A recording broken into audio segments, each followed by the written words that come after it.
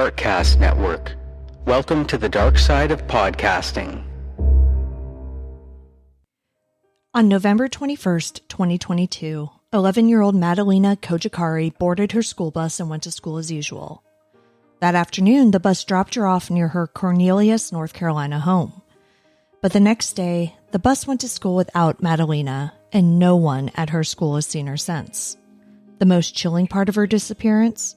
Madalina's family never reported her missing. Both Madalina's mother, Diana, and her stepfather, Christopher Palmiter, were arrested. Now, over a year and a half after Madalina was last seen, they're both out, but many questions remain. This week, we'll be going over what has happened in the case since our original episode in 2023, and we'll discuss who the police have just named as their main suspect in Madalina's disappearance. When a person goes missing, there's a special kind of pain in the not knowing. I want to tell you the stories of those who never came home. Today, I want to update you on the story of Madalina Cojocari. I'm Kona Gallagher. And I'm Ethan Flick. And this is And Then They Were Gone.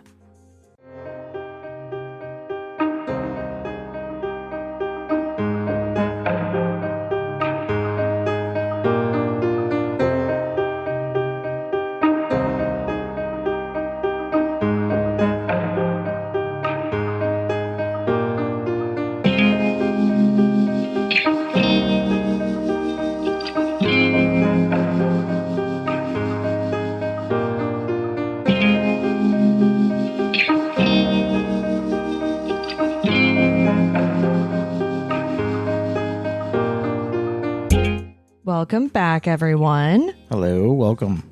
Thank you for joining us once again. I'm Kona. And I'm Ethan. And this episode is an update episode, so it's a little different. Typically, I do the research and writing on this and tell you about a missing persons case that Ethan has never heard of before. And he is here to give his reactions in real time, hopefully asking some of the same questions that you have at home. But in this case, you obviously do know the story of Madalina, but I'm sure you are unaware of any of the updates that have been going on. Completely unaware. Yes. So it is going to be similar, but not exactly the same as our normal episode. So this is a bizarre case that we covered last season in season 4. I've also re-released that episode, so if you haven't listened to it or if it's been a while, I would recommend listening to that one first and then coming back here. And you can find it right below this one in whatever podcast app you're listening to right now.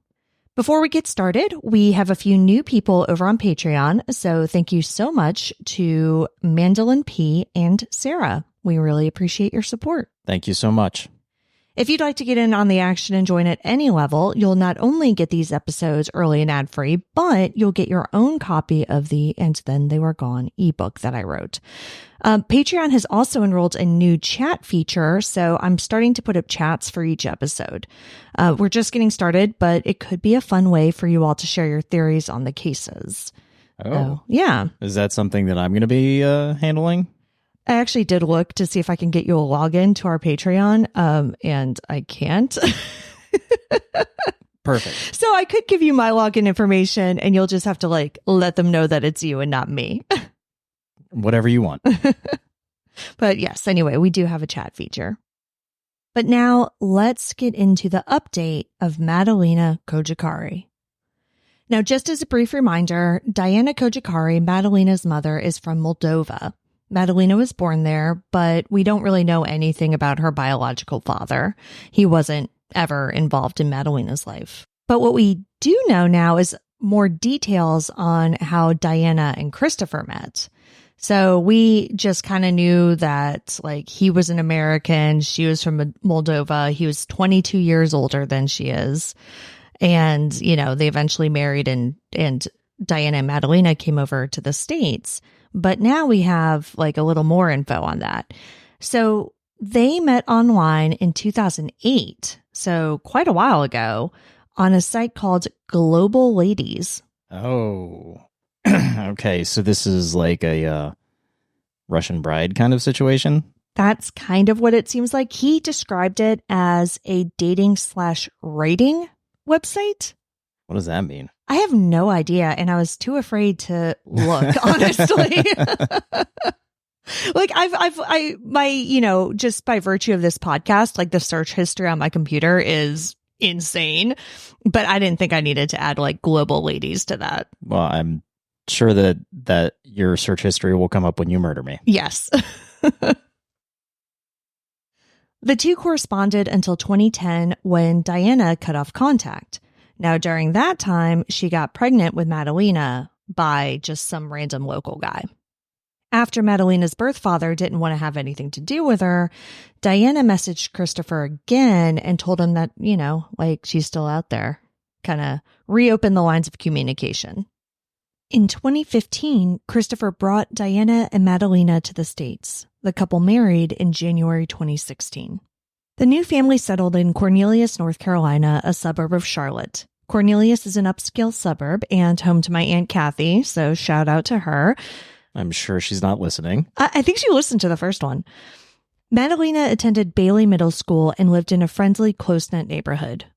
Her life seemed great for many years, but by the end of 2022, cracks were definitely appearing in Diana and Christopher's marriage. They frequently argued, and Diana's family back in Moldova accused him of being controlling, while Christopher's friends paint Diana as manipulative and jealous. We go over the known timeline of Madalina's disappearance in depth in the original episode, so I'm just going to stick with the main points here. I mean, there wasn't a whole lot other than the main points in the first episode. Yeah, it really wasn't. But I mean, we go into depth in terms of the investigation, like the timeline of the investigation. So right now, what's important is that on November 21st, 2022, as I mentioned in the intro, Madalina was seen by her school bus's surveillance camera exiting the bus at her usual stop after school. One of her neighbors, who was also on the bus, reported that he walked behind her and saw her enter her house as usual. Right, and that was the last known sighting of her. Correct, yes. The last independent sighting, I should say. Yeah. And it's also the last part of any of this that makes sense. Right. Yeah, because this story that her parents are telling is just off the wall. Yeah, absolutely. We don't know what happens on November 22nd, the next day. Madalina doesn't show up to school. That never really comes into anything, like why she wasn't there, what was happening in the house. All we know from the parents is, according to them, on November 23rd, 2022, Diana and Christopher supposedly got into an argument, and Christopher decided to drive up to Michigan, which is where he's originally from, to, quote, pick up items. Right. And Michigan is like a 13-plus hour drive. Yeah, like an insanely long drive. So later, when Christopher's questioned about this, he tells police he hadn't seen Madalina for a week before he took the trip. Yeah, which doesn't make any sense to me. Like, they live in the same house. So, and this is a little girl. Like, how do you not see somebody that's living in your house, that's your stepdaughter, right, for a week before this? Well, not to get too much ahead of ourselves, but that is part of the update. And spoiler, it turns out that according to Christopher, it was actually much longer than a week. Okay. So we'll get to that. But yeah, it's even a week is crazy to me. We know that this isn't a situation in which, like, she could have been gone for that week, because we have independent verification that she was in school. She was like, yeah. She was in school. She was coming home. Yeah. So why didn't Christopher see her, or where was Christopher? Right. Diana says that Madalina was indeed at the house on November 23rd and that she went to bed around 10 p.m. According to Diana, it wasn't until the next morning, around 11:30 a.m. on November 24th, that she woke up to find her daughter gone. Right. And didn't she say that she woke up feeling as though she was like drugged or something? Yeah. Or, yeah. Like not hungover, but. No, but yeah, she felt like groggy and like weird. Yeah. Like she was coming out of amnesia or something. Something like that. Mm-hmm. She also told investigators, and I don't recall this from the original information that I saw in this case, but she told investigators that she also noticed that Madalina's backpack and some of her clothes were missing. Yeah, you didn't mention that in the first Yeah. episode. So that's, definitely another interesting detail. So weeks pass and no one sees Madalina. A truancy officer visited the home on December 12th, but no one answered. They left a truancy packet, but it wasn't until December 15th, 3 weeks after Madalina was last seen leaving her school bus, that Diana finally goes down to the school to meet with school officials. It's at this meeting that she admits that she doesn't know where her daughter is. When asked why she didn't report Madalina missing, she says that she was afraid of causing a conflict with her husband. Right, which then begs the question, were they in some sort of abusive relationship where she was afraid that if Madalina had, or if she had reported Madalina missing, that would cause some, like, a physical altercation. Right. And that's why she didn't do it, but we don't know. We don't have any evidence of that. No, I mean, and to be clear, like, there's never been any, like, cops called to the house or any domestic abuse allegations brought up prior to this, nothing of that nature. Not to say, of course, that means that nothing ever happened. Sure. But you're right. What I want to make the point of is that we don't have any proof. We don't know, right, of anything like that. Yeah. So it's at this point on the 15th that Madalina is reported missing to Cornelius Police. Investigators immediately secured a search warrant for the home, seizing 25 items, including 3 iPhones. The next day, Cornelius Police brought in the FBI and acquired a warrant for Diana and Christopher's phone records.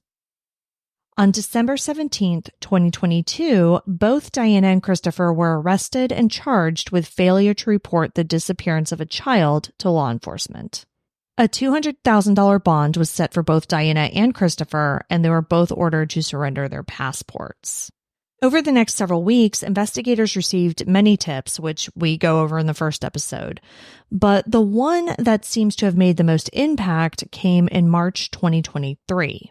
At this point, it is revealed that prior to Madalina's disappearance, Diana had extensive contact with a distant relative named Octavian Sinanu. On December 2nd, 2022, Diana had a long phone conversation with this man. Sinanu later told police that Diana told him that she was in a bad relationship with Christopher and wanted a divorce. He also stated that Diana asked him if he would help her smuggle her and Madalina away from their home. And wasn't Octavian somehow connected to, like, a drug cartel too? Yes, absolutely. And so that's how this whole, like, drug trafficking thing kind of came into the investigation. Right. So yes, not only are they, of course, primarily searching for Madalina, but then she's talking to not only Octavian, but other people who are involved in drug trafficking, allegedly. This lent credence to the theory that Diana did in fact have someone hiding her daughter, because as police said in early 2023 when all this was coming out, quote, persons involved with narcotics activity are also associated with human smuggling, end quote. The drug angle was a big part of the initial investigation, and on March 17th, 2023, Diana was charged with felony possession of a controlled substance while in jail. This charge came after a search revealed a white powder in her shirt pocket that tested positive for cocaine and fentanyl-based substances. And her story at the time was that she had found it on the shower floor. Right, yeah. Those aren't my pants. Right, exactly. They must have bought it, though, because after our first episode was released, on July 6th, 2023, this charge was dismissed. Okay. So maybe they weren't her pants. Diana remained in jail for all of 2023 and into 2024 because, again, she had that $200,000 bond, which she could not make. During this time, there were pretrial hearings, orders, and motions, and multiple delays. At least one of these delays was due to Diana herself. On February 23rd, 2024, Diana was scheduled to appear for an arraignment, but she refused to leave her jail cell. So the hearing was rescheduled. Interesting. I thought so too. I was not aware you could just do that. Neither did I. But according to one of the lawyers, like one of the district attorneys or whoever, they said that it's actually fairly common. No? Okay. Yeah. Diana wasn't actually indicted on the charge related to Madalina until April 15th, 2024. Jeez, really? Yeah. That is a long time. I know, right? So on May 20th, 2024, Diana pleaded guilty to the charge without a plea agreement in place. And she did so because she had already served the maximum sentence for the charge of failing to report a child's disappearance. Right. And I do think it's important to note that that was the charge. It was failure to report a child disappearing, not that having they're anything charging to her do with the disappearance itself. Right. Exactly. And that is very key as we get into what's been going on in the last couple months. The maximum sentence for that charge is 17 months, and Diana served that already. So she didn't do a plea agreement with the DA. She didn't do anything. She just said, okay, fine, whatever, I'm guilty, and was released from prison or jail rather. Now, this is important though, too, because she pleaded guilty without any sort of plea agreement in place, there are no stipulations to this. So she didn't have to give any more information. She didn't have to answer any questions. She didn't have to do a damn thing. Monitored. She didn't have to report to anybody. She just walks out. Exactly. She's just free. She's just done. Well, I shouldn't say she's done, because she definitely isn't. But as of now, police haven't filed any new charges against Diana. So at this moment, she does remain free, while Madalina remains to be found.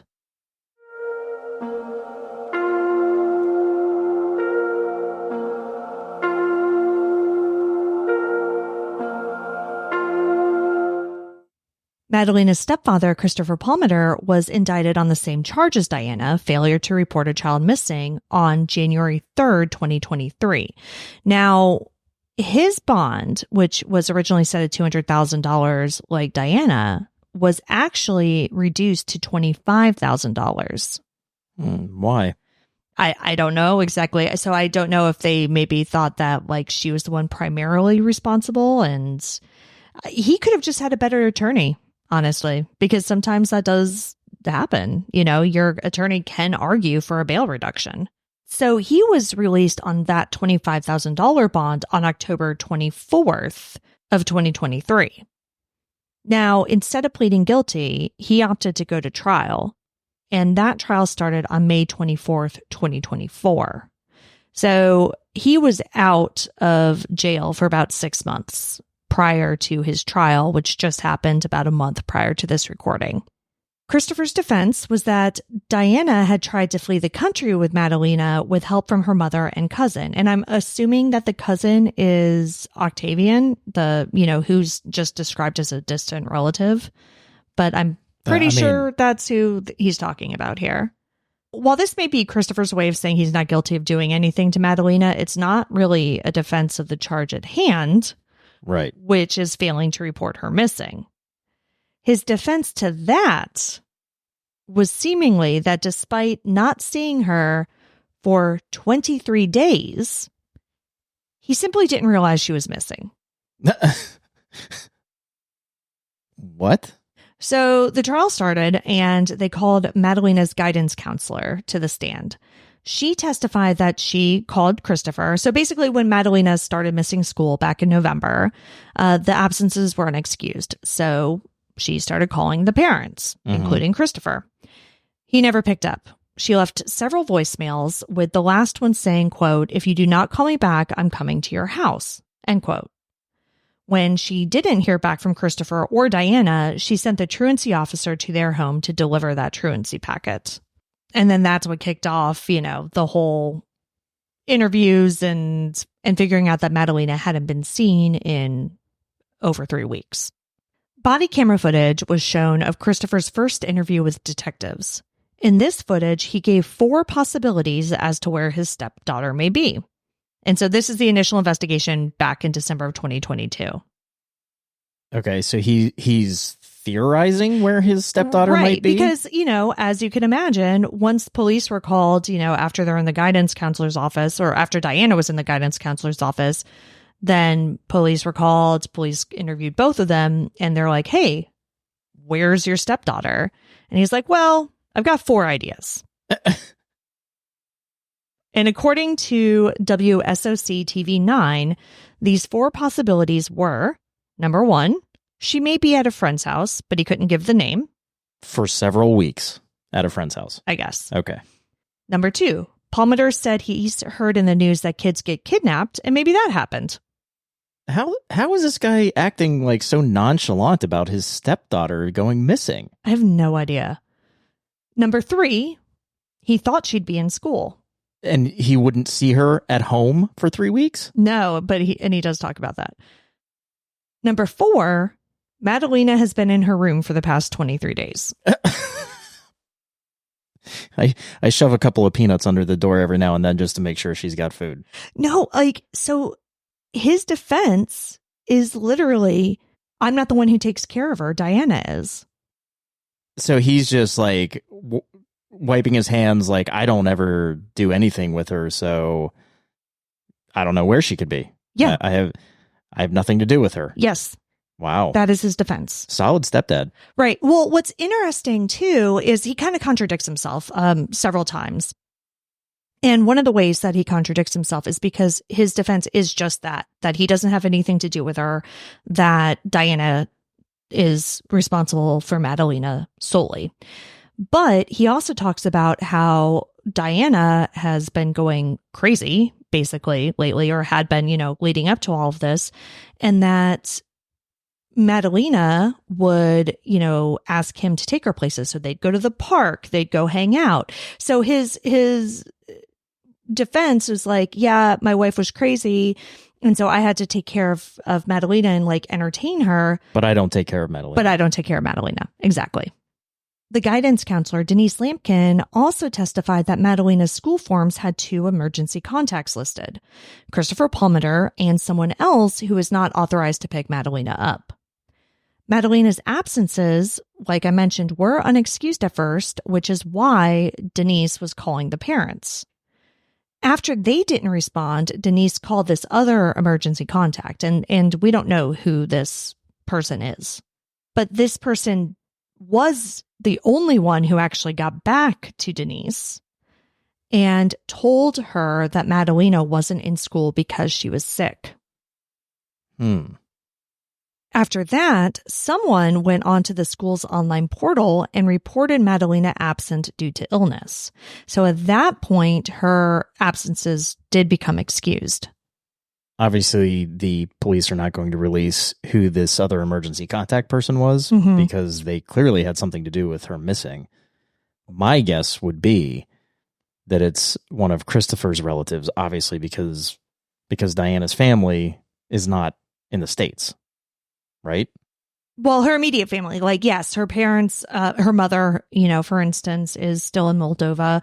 I don't know if, some of the people she was talking to, like Octavian or some of these other people, if they were in the States. So she might have more distant relatives who are here or friends. I mean, it really could be anyone. So Christopher's lawyer argued that Madalina's school forms had only been signed by Diana.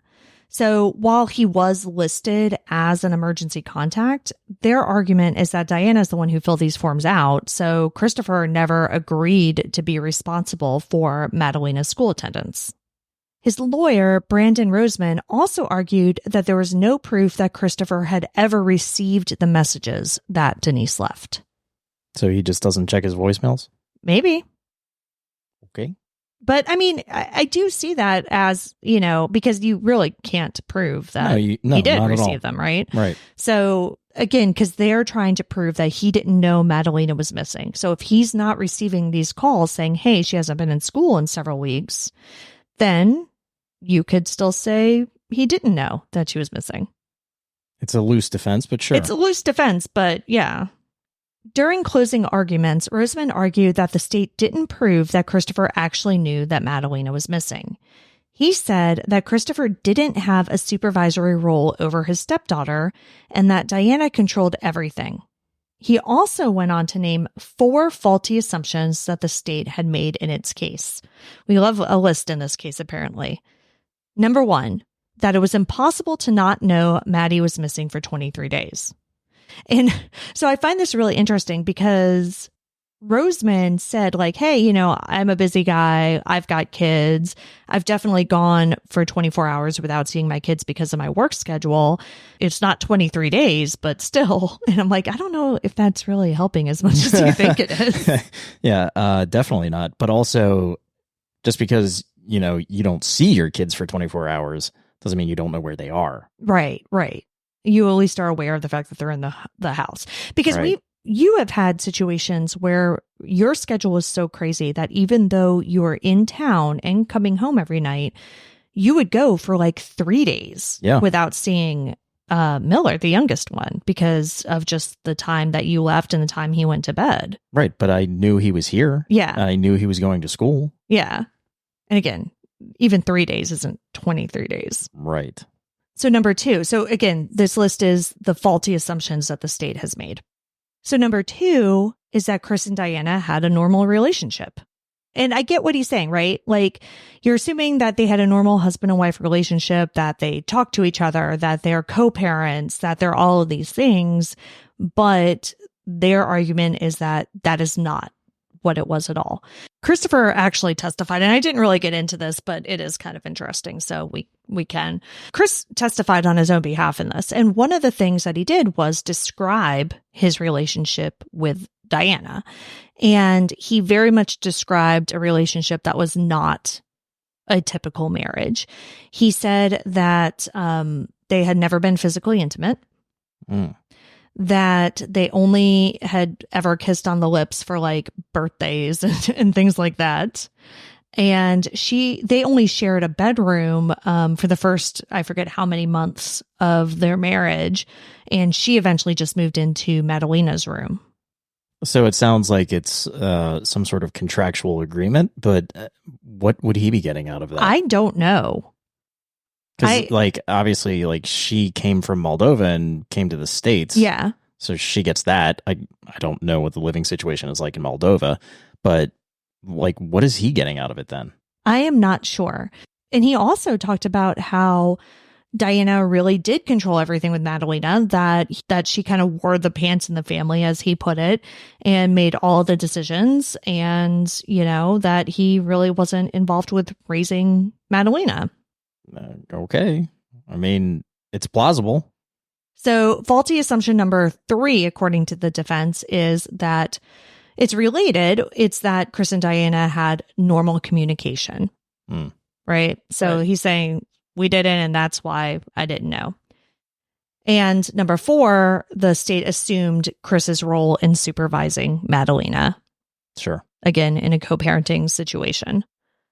Roseman said that by this time, late 2022, Diana was already actively deceiving Christopher, so he had no idea as to what was really going on with Madalina. He even went so far as to say that Diana had gaslighted Christopher into believing that Madalina was home for those 23 days. She had apparently told him that Madalina was sick, and Chris testified that there was always Flonase on the kitchen island. Okay. He said that Diana actively tried to keep him out of the house and often spoke about Madalina as if she were there. That's interesting. Yeah, so I guess, he'd be at work or whatever, and she'd be like, oh yeah, we're going to go do this or that or something like that. I mean, as far-fetched as this is, it is certainly plausible that could have been the case. I have a problem with not questioning, why you haven't heard her in 23 days. Yeah. Or, why you didn't go and, check in like or I said, or this anything. is far-fetched. It but, is. It could be the case. Who knows? Yeah. But in his closing arguments, Assistant District Attorney Austin Butler... Did you listen to any of the case? I don't think he sound like Elvis. Unfortunately, I did not listen. He played several clips from Christopher's interviews with police. One clip in particular showed Christopher admitting that he didn't know where Madalina was and that he asked Diana, who said she didn't know either. But despite that, he didn't call police. And that's something we knew from the very beginning, because if you go back again to our original episode, their story is that Christopher got home from Michigan and Diana said, "Hey, did you take Madalina somewhere?" Right. And he was like, "No." Did you? Yeah. And she was like, "No." And then they just left it at and then that. they just left it. Right. And that's, November 24th or whatever, 25th. And they still didn't report her missing until December 15th. Right. So to the charge of failure to report, he just admitted that he knew she was missing. So yes. So all of the defense that he just made is bullshit. Yeah, basically. And again, Christopher wasn't charged with harming Madalina, nor was he charged with hiding her. He was simply charged with failure to report her missing. And on that, like you just said, the case seems pretty open and shut. Yeah. The jury agreed. After only 13 minutes of deliberation, they returned with a guilty verdict. Wow. I mean, they must have honestly just got into the room, sat down, said, "Okay, let's do an initial poll."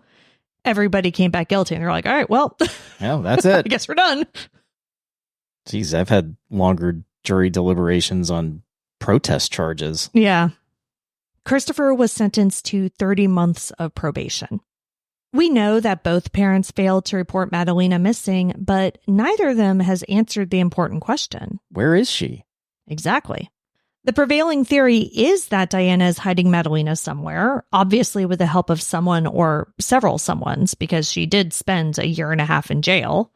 Given the limited information we had up to this point, I thought that Diana had been trying to hide Madalina from Christopher. However, based on secret recordings made by Diana herself, it wasn't Christopher that Diana was afraid of. It was the Russians.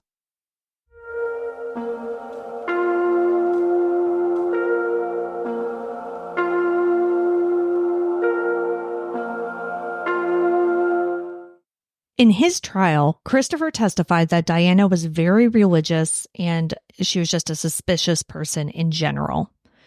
However, her suspicions seemed to border on paranoia. According to him, when people would ask Diana what she did for a living, she would tell them that she, quote, saved souls, end quote.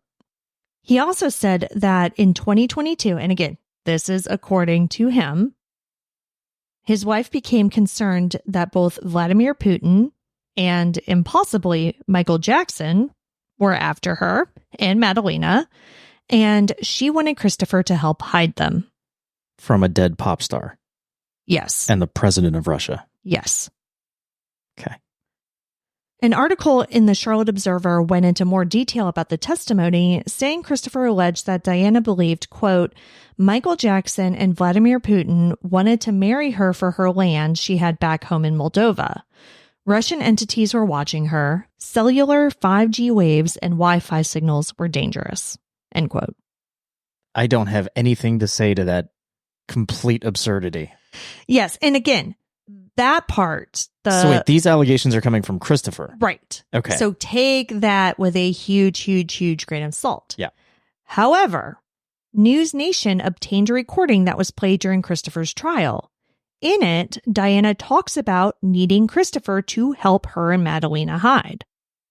Along with Diana's own words in a conversation she recorded with Palmiter on December 5th, after Madalina was gone. My intuition told me something is coming that can be a primitive happen.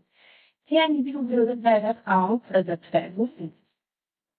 It was an intuition. I don't know what that.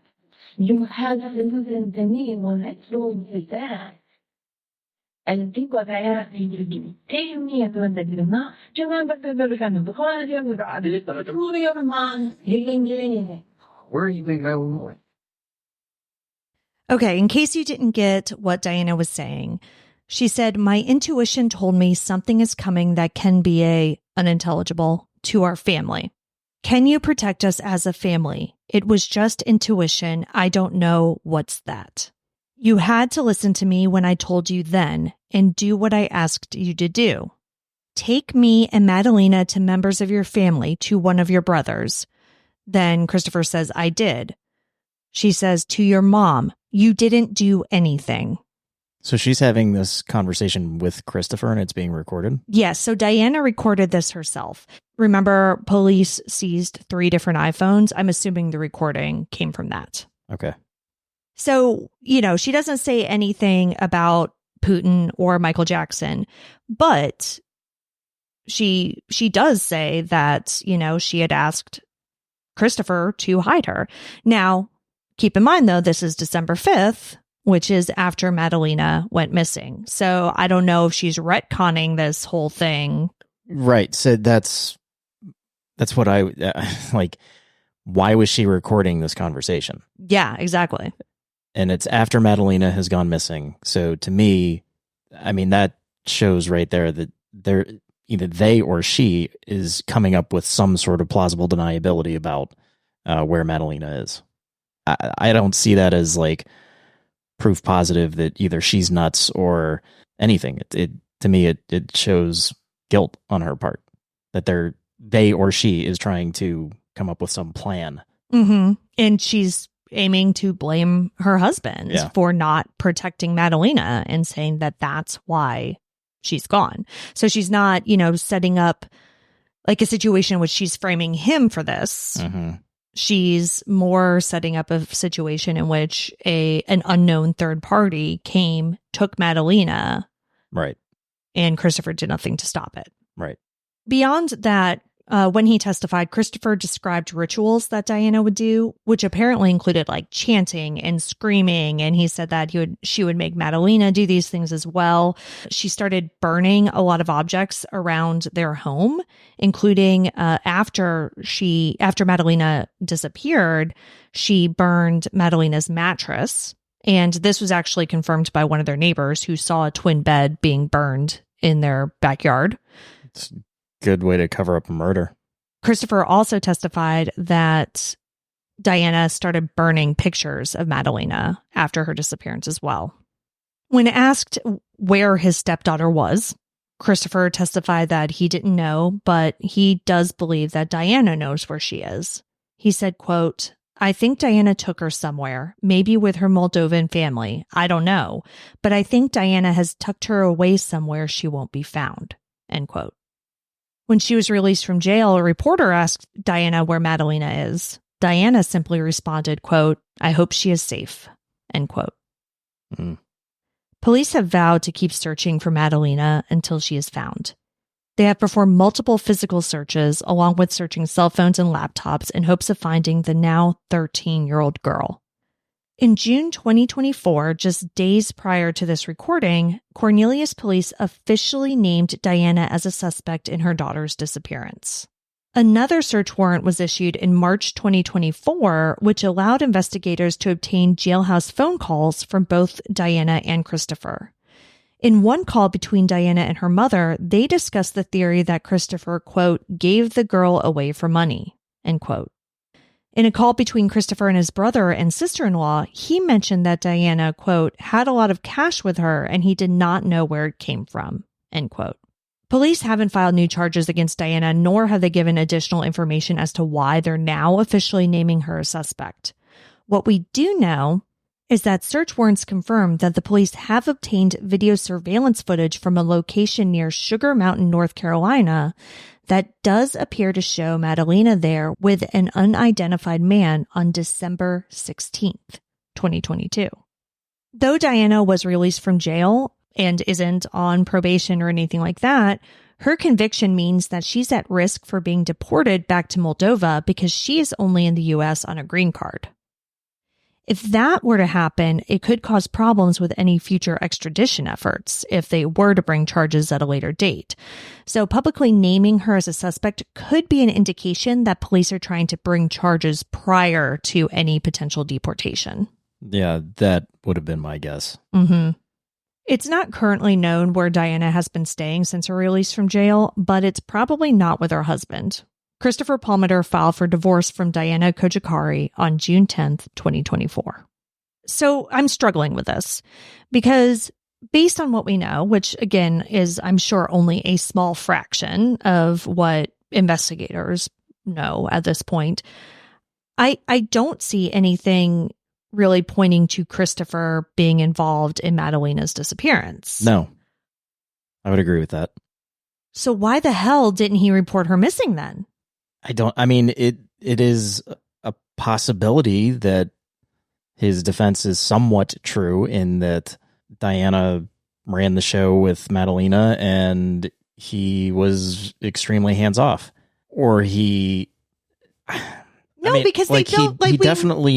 He definitely knew she was missing. Yeah. Or at least not home. Right. But maybe he didn't know to what extent she was missing or not home. I don't know. I don't know. Maybe he was so hands off and that he was just like, whatever, my wife's going crazy anyway. I need to get out of this situation or whatever. I don't know. I'm spitballing at this point. Right. No, of course. And I could kind of see that in like, okay, maybe he thought that Diana had sent her away temporarily or something like that. But why wouldn't he say that? Yeah. Why wouldn't say that? And then you have to go back to his initial interview with police when he's giving his 4 theories on where Madalina could be. And one of them is, I don't know, I've seen on TV sometimes girls get kidnapped. Like, what the hell is that? Yeah. Right. Like, if that's one of your 4 theories, it seems like you should have talked to somebody. Yeah. And, you know, I usually try to stay away in most cases from like second guessing how, you know, parents or family members react in situations like this. But like, that's pretty fucking insane. Yeah. Yeah. I mean, he's obviously guilty of something. Yeah. I mean, he was found guilty yes, of he was not found guilty of reporting that, her missing. so, yeah. Yes. But like,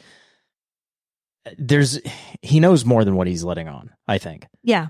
But it may not be to the point of being involved in her disappearance. Right. I would agree.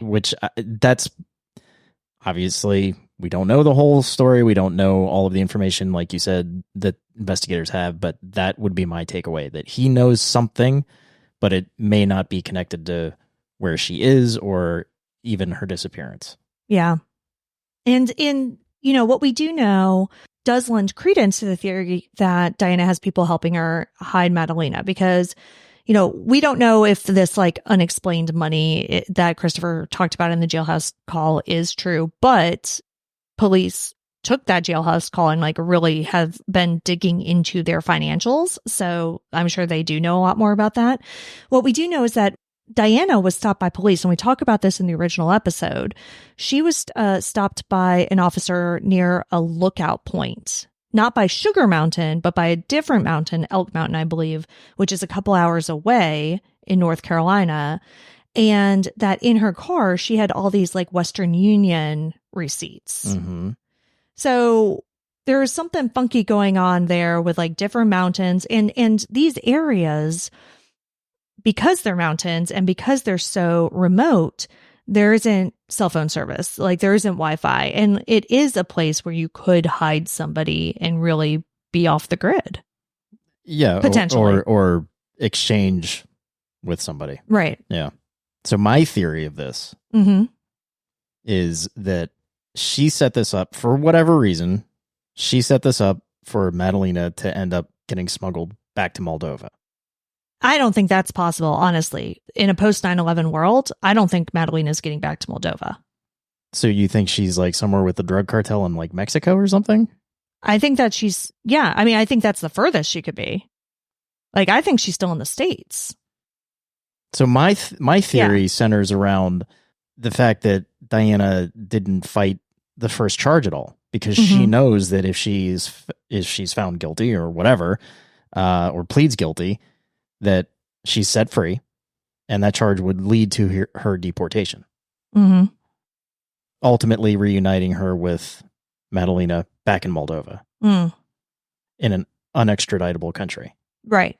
And yes, she just could. a theory. No, you're right. And whether or not that is what would happen, like she could believe that's what would happen. Absolutely. Yeah. She could believe that Madalina could get back to Moldova. And she could believe that exactly what you said, that she'll get deported and whatever. My big issue with the idea of her having people hide Madalina when we were originally covering this case was like, she's sitting in jail. obviously without her daughter, like, why wouldn't she say something then? Like, why wouldn't she say something to try to get Madalina back? Or because like she knew where she was. Right. And I was also thinking about it from the perspective of like rational thought, right? Which is, I don't want people to think that I killed my daughter, so I'm going to tell them where she is. But if she truly does believe, like, even if it's not, Michael Jackson, Vladimir Putin, if she truly does believe that somebody is after them with the intent to harm her and her daughter, then you can see why she wouldn't say a word while she was in jail. And she would just sit there for 500 days and just keep quiet and then hope that whoever she was working with to hide Madalina was successful in their plan to protect her. Another theory is that she murdered Madalina, disposed of the body, came up with this after the murder to include burning evidence. And, Christopher is somewhat in on it in the sense that, like, oh, she's out of her gourd, burning things, having rituals and shit like that. And all of this was set up to cover the fact that she was destroying evidence. Yeah. There's that theory too. Absolutely. Again, all theories. We have no proof of any of this. At this point, Madalina Cojocari has been missing for a year and a half. Hopefully, we are not right about that last theory and she is out there somewhere safe.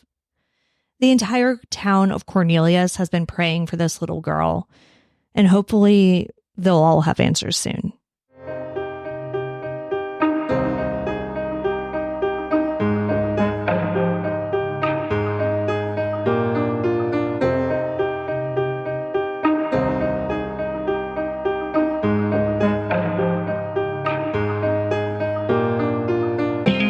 Madalina Cojocari has been missing from Cornelius, North Carolina since approximately November 23rd, 2022. Madalina is a white female with brown hair and brown eyes. She was 4 feet 10 inches tall and weighed approximately 90 pounds at the time of her disappearance. She was last seen wearing jeans, pink, purple, and white Adidas shoes, and a white t-shirt and jacket. Madalina was 11 when she went missing. She would be 13 today. Anyone with information on Madalina's whereabouts is asked to call the Cornelius Police Department at 704-892-7773 or the FBI at 1-800-CALL-FBI. Anyone who wishes to remain anonymous can call North Mecklenburg Crime Stoppers at 704-896-7867. You can see all the sources for this episode along with photos and videos at our website, andthentheyweregone.com. And be sure to follow us on social, and Then They Were Gone Pod on Facebook and at ATTWG Pod on Instagram and TikTok. If you like what we're doing, please subscribe and consider leaving a 5-star review on Apple Podcasts.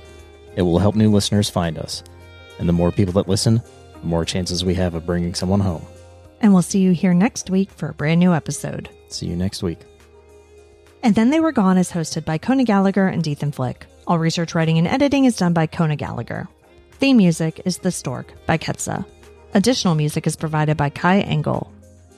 And Then They Were Gone is a Little Monster production.